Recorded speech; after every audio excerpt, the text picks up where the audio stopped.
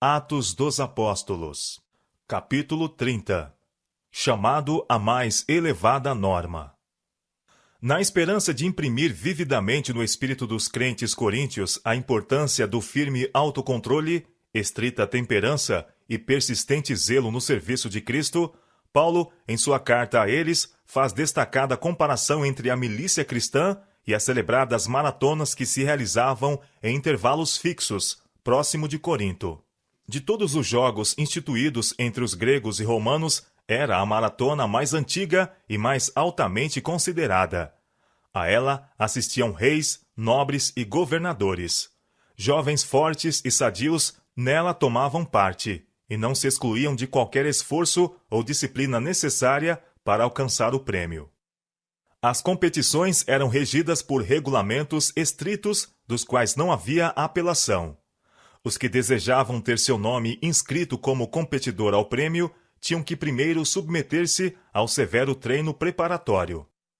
Prejudicial condescendência com apetite ou qualquer outra concessão que pudesse diminuir o vigor físico ou mental eram estritamente proibidas. Para alguém ter alguma esperança de sucesso nessas competições de força e velocidade, os músculos tinham de ser fortes e flexíveis, e os nervos estar sob controle. Cada movimento tinha de ser exato, cada passo rápido e bem orientado. As faculdades físicas precisavam alcançar o mais alto ponto. Enquanto os concorrentes na corrida se apresentavam perante a multidão expectante, seus nomes eram anunciados e as regras da corrida claramente expostas. Então todos davam juntos a largada, sob a atenção fixa dos espectadores que lhes inspiravam a determinação de vencer. Os juízes assentavam-se próximo à meta final, para que pudessem observar a corrida do início ao fim e dar o prêmio ao verdadeiro vencedor. Se um corredor alcançava o alvo primeiro, através de alguma vantagem ilegal, não tinha direito ao prêmio. Nessas condições havia grandes riscos. Alguns jamais se refaziam do terrível esforço físico. Não era incomum pessoas caírem no percurso, sangrando pela boca e nariz, e algumas vezes um competidor caía morto quando estava para alcançar o prêmio. Mas a possibilidade de dano para o resto da vida ou a própria morte não eram olhados como risco grande demais por amor da honra reservada ao vencedor. Quando o vencedor alcançava o alvo, os aplausos da vasta multidão de espectadores vibravam pelos ares e despertavam o eco das montanhas e morros circunvizinhos. Sob as vistas dos assistentes, o juiz presenteava-o com os emblemas da vitória: uma coroa de louros e um ramo de palma que o atleta levava na mão direita. Sua glória era cantada através da terra. Seus pais recebiam sua parte na honra, e a própria cidade na qual vivia era tida em grande estima por haver produzido tão grande atleta. Referindo-se a essas corridas como uma figura da milícia cristã, Paulo deu ênfase à preparação necessária para o sucesso dos contendores na maratona, a disciplina preliminar, o regime de abstenção alimentar, a necessidade de temperança. E todo aquele que luta, declarou Paulo, de tudo se abstém. 1 Coríntios capítulo 9, verso 25. Os corredores punham de lado toda a condescendência que tendesse a diminuir-lhes as faculdades físicas. E mediante severa e contínua disciplina, treinavam os músculos para se tornarem fortes e resistentes, para que ao chegar o dia da competição pudessem exigir de suas forças o máximo de rendimento. Quão mais importante é que o cristão, cujos eternos interesses estão em jogo, coloquem os apetites e as paixões em sujeição à vontade de Deus. Jamais deve ele permitir que seja sua atenção desviada por entretenimentos, luxos ou comodidades. Todos os seus hábitos e paixões devem ser postos sob a mais estrita disciplina. A razão, iluminada pelos ensinos da palavra de Deus e guiada por seu espírito, tem de assumir o controle. E havendo feito isso, precisa o cristão esforçar-se ao máximo para alcançar a vitória. Nos Jogos Coríntios, as derradeiras passadas dos competidores eram dadas sob agonizante esforço para conservar a velocidade. Assim o cristão, ao aproximar-se do alvo, prosseguirá com ainda maior zelo e determinação que no início da carreira. Paulo apresenta a diferença entre a coroa perecível de louros, recebida pelo vencedor nas corridas, e a imortal coroa de glória, que será dada aos que correm vitoriosamente a carreira cristã. Eles o fazem, declara, para alcançar uma coroa corruptível. Para alcançar um prêmio perecível, os corredores gregos não fugiam a qualquer esforço ou disciplina. Nós estamos lutando por um prêmio infinitamente mais valioso, a própria coroa da vida eterna. Quão mais cuidadosa deveria ser nossa luta, e quão maior nossa disposição para o sacrifício e renúncia. Na Epístola aos Hebreus é destacada a inteireza de propósito que deve caracterizar a carreira do cristão para a vida eterna. Deixemos todo o embaraço e o pecado que de tão perto nos rodeia, e corramos com paciência a carreira que nos está proposta, olhando para Jesus, autor e consumador da fé. Hebreus capítulo 12, verso 1 e 2. Inveja, malícia, ruins suspeitas, maledicências, cobiça, são embaraços que o cristão deve pôr de lado, se quiser correr com êxito a carreira para a imortalidade. Cada hábito ou prática que conduz ao pecado e leva à desonra a Cristo precisa ser posto de lado, seja qual for o sacrifício. A bênção do céu não pode acompanhar qualquer homem em violação dos eternos princípios de justiça. Um pecado acariciado é bastante para promover a degradação do caráter e desviar outros. Se a tua mão te escandalizar, disse o Salvador, corta. Melhor é para ti entrares na vida aleijado, do que tendo duas mãos ires para o inferno, para o fogo que nunca se apaga. E se o teu pé te escandalizar, corta-o. Melhor é para ti entrares coxo na vida, do que tendo dois pés seres lançado no inferno. Marcos capítulo 9, versos 43 e 45. Se para salvar o corpo da morte, o pé ou a mão devem ser cortados, ou mesmo o olho arrancado, quão mais interessado deveria estar o cristão em afastar o pecado que resulta na morte eterna. Os competidores nos antigos jogos, depois de se haverem submetido à renúncia e rígida disciplina, não estavam ainda assim seguros da vitória. Não sabeis vós, pergunta Paulo, que os que correm no estádio, todos na verdade correm, mas um só leva o prêmio? 1 Coríntios capítulo 9, verso 24. Não importa com quanto entusiasmo e ardor tivessem corrido os competidores, o prêmio seria apenas de um. A mão de um apenas agarraria o cobiçado galardão.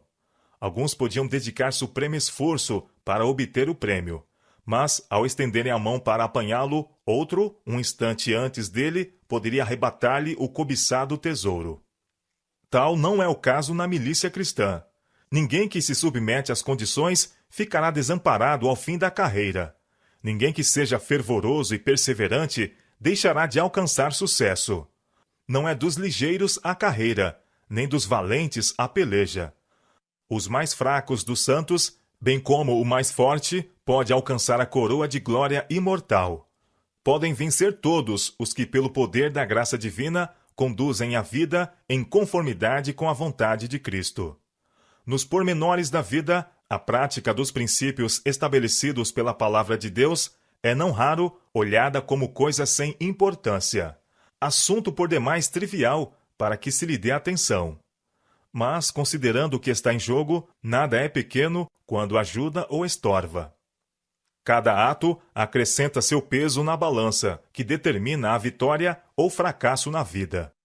E a recompensa dada aos que triunfam será proporcional à energia e fervor com que lutaram. O apóstolo se compara a uma pessoa disputando uma corrida, exigindo de cada músculo para alcançar o prêmio. Pois eu assim corro, diz ele, não como a coisa incerta. Assim combato, não como batendo no ar. Antes, subjugo meu corpo e o reduzo à escravidão, para que pregando aos outros, eu mesmo não venha de alguma maneira a ficar reprovado. 1 Coríntios capítulo 9, verso 27. Para que não viesse a correr incertamente ou a esmo na carreira cristã, Paulo se submetia a severo exercício.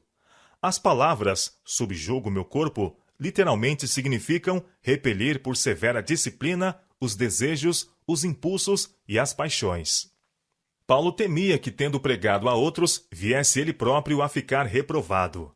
Compreendia que, se não praticasse na vida os princípios em que cria e que pregava, seu trabalho em favor de outros em nada lhe aproveitaria. Sua conversação, sua influência, sua recusa de render-se à satisfação própria deviam mostrar que sua religião não era mera profissão, mas um viver diário em ligação com Deus. Um alvo mantinha ele sempre diante de si e lutava fervorosamente por alcançá-lo: a justiça que vem de Deus pela fé. Paulo sabia que sua batalha contra o mal não terminaria enquanto ele tivesse vida. Sempre sentia a necessidade de praticar estrita vigilância sobre si mesmo, para que os desejos terrestres não conseguissem minar seu zelo espiritual. Com todas as suas forças, continuava a lutar contra as inclinações naturais. Sempre mantinha diante de si o ideal a ser alcançado, e esse ideal procurava alcançar mediante voluntária obediência à lei de Deus. Suas palavras, atos e paixões, tudo era posto sob o controle do Espírito de Deus. Era essa inteireza de propósitos para vencer na carreira pela vida eterna que Paulo ansiava ver revelada na vida dos crentes coríntios. Ele sabia que, para alcançar o ideal de Cristo, tinham eles diante de si uma luta vitalícia, na qual não haveria tréguas. Insistia com eles para que porfiassem lealmente, buscando dia a dia a piedade e a excelência moral. Suplicava-lhes que pusessem de lado todo o embaraço e prosseguissem rumo ao alvo da perfeição em Cristo. Paulo apontava aos coríntios as experiências do antigo Israel, as bênçãos que lhes recompensaram a obediência e os juízos que seguiram suas transgressões. Recordava-lhes a miraculosa maneira por que os hebreus foram tirados do Egito, sob a proteção da nuvem de dia e da coluna de fogo de noite. Assim foram conduzidos a salvo através do Mar Vermelho, enquanto os egípcios, procurando atravessá-lo da mesma maneira, foram todos submergidos. Por esses atos, Deus havia reconhecido Israel como sua igreja. E todos comeram do mesmo manjar espiritual, e beberam todos de uma mesma bebida espiritual, porque bebiam da pedra espiritual que os seguia, e a pedra era Cristo. 1 Coríntios capítulo 10, verso 3. Em todas as suas peregrinações, os hebreus tiveram Cristo como seu guia. A rocha ferida tipificava Cristo, que devia ser ferido pelas transgressões dos homens, para que a fonte de salvação pudesse jorrar para todos. Não obstante o favor mostrado por Deus aos hebreus, todavia, por causa do seu desejo pelas comodidades deixadas no Egito, e por causa de seu pecado e rebelião, os juízos de Deus caíram sobre eles. O apóstolo ordenou aos crentes coríntios a atenderem às lições contidas na experiência de Israel. Estas coisas foram-nos feitas em figuras, para que não cobicemos as coisas más, como eles cobiçaram. 1 Coríntios capítulo 10, verso 6. Ele mostrou como o amor ao conforto e aos prazeres tinha preparado o caminho para os pecados que atraíram a notável vingança de Deus. Foi quando os filhos de Israel se assentaram a comer e a beber e se levantaram para folgar que se afastaram do temor de Deus, o qual haviam experimentado quando presenciaram a entrega da lei, e, fazendo um bezerro de ouro para representar a Deus, o adoraram.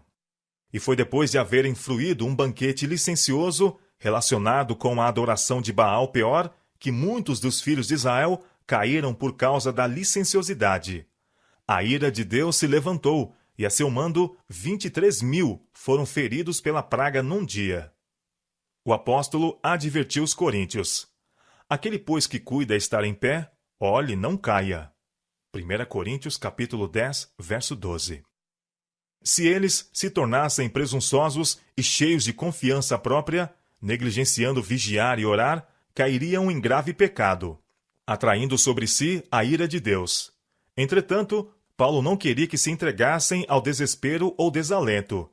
Ele lhes deu a segurança: fiel é Deus, que não vos deixará tentar acima do que podeis. Antes, com a tentação, dará também o escape, para que a possais suportar. 1 Coríntios capítulo 10, verso 13. Paulo instava com seus irmãos para que perguntassem a si mesmos que influência suas palavras e atos estavam exercendo sobre outros, e para que não fizessem coisa alguma, embora inocente em si mesma, que pudesse parecer apoio à idolatria, ou ofender os escrúpulos dos que fossem fracos na fé. Quer comais, quer bebais, ou façais outra qualquer coisa, fazei tudo para a glória de Deus. Portai-vos de modo que não deis escândalo nem aos judeus, nem aos gregos, nem à igreja de Deus. As palavras de advertência do apóstolo à igreja de Corinto são aplicáveis a todos os tempos, e especialmente adaptadas a nossos dias. Por idolatria, entendia ele não apenas a adoração de ídolos, mas o egocentrismo, o amor às comodidades e a condescendência com apetite e paixão. Uma mera profissão de fé em Cristo, um presumido conhecimento da verdade, não tornam um homem cristão.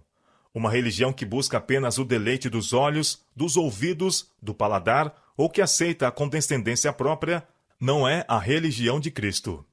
Pela comparação da igreja com o corpo humano, o apóstolo ilustrou habilmente a íntima e harmoniosa relação que deve existir entre todos os membros da igreja de Cristo. Pois todos nós fomos batizados em um espírito formando um corpo, escreveu ele. Quer judeus, quer gregos, quer servos, quer livres, e todos temos bebido de um espírito, porque também o corpo não é só um membro, mas muitos. Se o pé disser, porque não sou mão, não sou do corpo, não será por isso do corpo?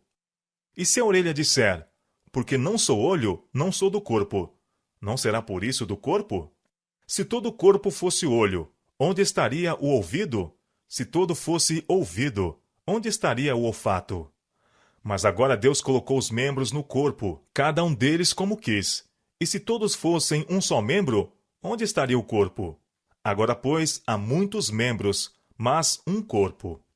E o olho não pode dizer à mão, não tenho necessidade de ti, nem ainda a cabeça aos pés, não tenho necessidade de vós. Deus assim formou o corpo, dando muito mais honra ao que tinha falta dela, para que não haja divisão no corpo, mas antes tenham os membros igual cuidado um dos outros, de maneira que, se um membro padece, todos os membros padecem com ele, e se um membro é honrado, todos os membros se regozijam com ele. Ora, vós sois o corpo de Cristo, e seus membros em particular. 1 Coríntios capítulo 12, versos 13 a 27.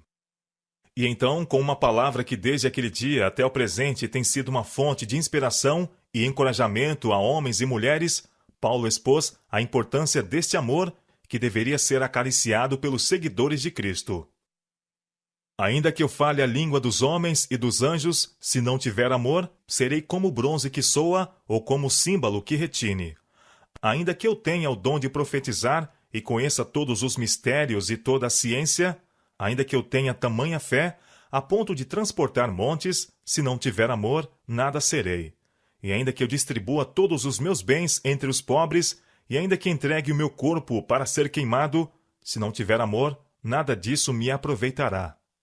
1 Coríntios capítulo 13, versos 1 a 3. Não importa o quanto possa prometer, aquele cujo coração não está cheio do amor a Deus e aos semelhantes, não é verdadeiro discípulo de Cristo.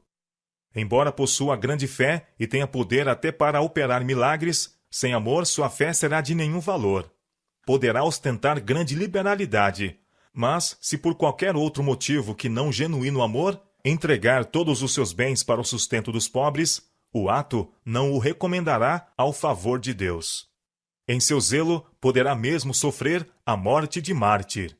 Mas não sendo impulsionado por amor, será considerado por Deus como iludido entusiasta ou ambicioso hipócrita.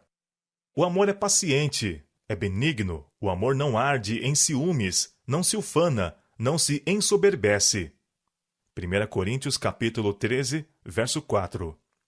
A mais pura alegria jorra da mais profunda humilhação. O caráter mais forte e mais nobre é construído sobre o fundamento da paciência, do amor e da submissão à vontade de Deus. O amor não se conduz inconvenientemente, não procura os seus interesses, não se exaspera, não se ressente do mal. 1 Coríntios capítulo 13, verso 5. Amor igual ao de Cristo atribui a mais favorável das intenções aos motivos e atos dos outros. Não expõe desnecessariamente suas faltas, não ouve com avidez relatórios desfavoráveis, mas antes procura trazer à mente as boas qualidades de outros. O amor não se alegra com a injustiça, mas regozija-se com a verdade. Tudo sofre, tudo crê, tudo espera, tudo suporta. Esse amor jamais acaba. 1 Coríntios capítulo 13, versos 6 a 8. Jamais perde seu valor, é um atributo celestial. Como precioso tesouro, será levado por seu possuidor através das portas da cidade de Deus. Agora, pois, permanecem a fé, a esperança e o amor. Estes três, porém, o maior destes é o amor. 1 Coríntios capítulo 13, verso 13. No declínio do padrão moral entre os crentes coríntios, houve os que abandonaram alguns aspectos fundamentais de sua fé. Alguns haviam ido ao ponto de negar a doutrina da ressurreição. Paulo enfrentou essa heresia com um claro testemunho referente à inegável evidência da ressurreição de Cristo. Declarou que Cristo, depois de sua morte, ressuscitou ao terceiro dia, segundo as Escrituras, depois do que foi visto por Cefas e depois pelos 12. Depois foi visto, uma vez por mais de 500 irmãos, dos quais vive ainda a maior parte, mas alguns já dormem também. Depois foi visto por Tiago, depois por todos os apóstolos. E por derradeiro de todos, me apareceu também a mim. 1 Coríntios capítulo 15, versos 4 a 7. Com poder convincente, o apóstolo expôs a grande verdade da ressurreição. Se não há ressurreição dos mortos, argumentou, também Cristo não ressuscitou. E se Cristo não ressuscitou, logo é vã a nossa pregação, e também é vã a vossa fé. E assim, somos também considerados como falsas testemunhas de Deus, pois testificamos de Deus que ressuscitou a Cristo, ao qual, porém, não ressuscitou, se na verdade os mortos não ressuscitam. Porque se os mortos não ressuscitam, também Cristo não ressuscitou. E se Cristo não ressuscitou, é vã a vossa fé, e ainda permaneceis nos vossos pecados. E também os que dormiram em Cristo estão perdidos. Se esperamos em Cristo só nesta vida, somos os mais miseráveis de todos os homens. Mas agora Cristo ressuscitou dos mortos, e foi feito as primícias dos que dormem. 1 Coríntios capítulo 15, versos 13 a 20. O apóstolo transportou o pensamento dos irmãos coríntios para os triunfos da manhã da ressurreição, quando todos os santos que dormem serão ressuscitados para viver para sempre com seu Senhor. Eis aqui vos digo um mistério, declarou o apóstolo. Na verdade, nem todos dormiremos, mas todos seremos transformados, num momento, num abrir e fechar de olhos, ante a última trombeta. Porque a trombeta soará, e os mortos ressuscitarão incorruptíveis, e nós seremos transformados.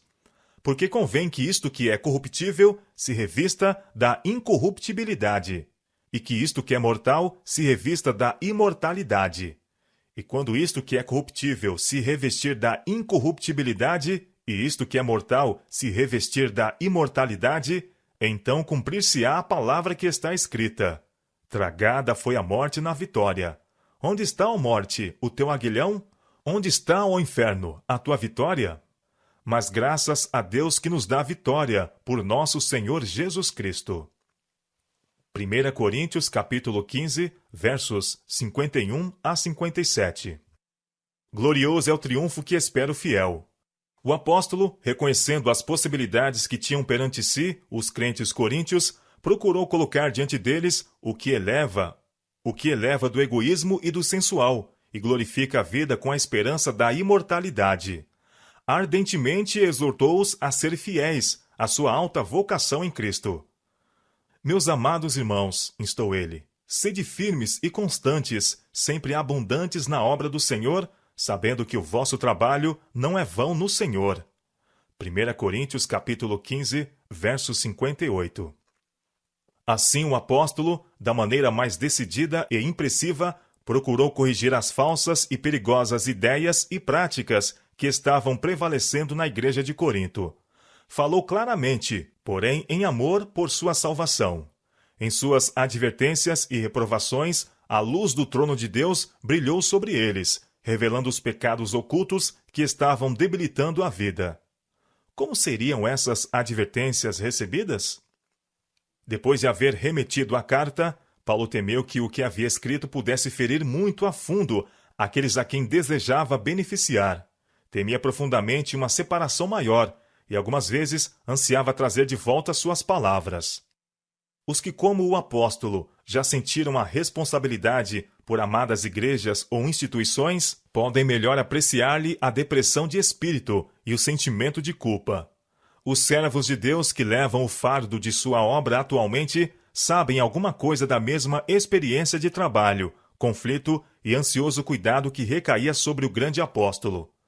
Opresso pelas divisões na igreja, encontrando a ingratidão e traição da parte de alguns de quem esperava simpatia e conforto, sentindo o perigo que ameaçava as igrejas que abrigavam a iniquidade, compelido a dar em reprovação do pecado um testemunho íntimo e penetrante, estava ao mesmo tempo oprimido pelo temor de ter agido com demasiada severidade. Com angustiante ansiedade, esperou receber alguma notícia de como fora recebida sua mensagem.